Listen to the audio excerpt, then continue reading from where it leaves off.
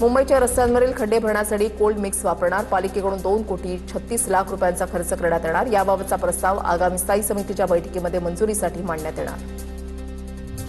MHADA rental policy अंतर्गत भाड्यानं घरं उपलब्ध करून देणार. शिरढोण इथल्या गृहप्रकल्पातील तब्बल 1,150 घरं म्हाडा CISFला भाडेतत्वावर देणार.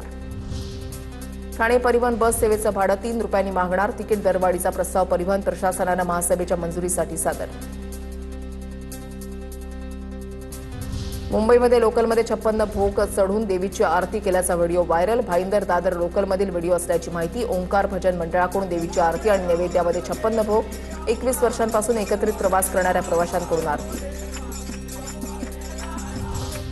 मुंबईतल्या गणेशोत्सव मंडळांसाठी महत्त्वाची बातमी. वन विंडो क्लिअरन्समध्ये वाहतुकीची आणि पोलिसांची परवानगी मिळणार. वाहतूक विभागाला कॅबिनेट मंत्री मंगलप्रभात ओढांच्या सूचना.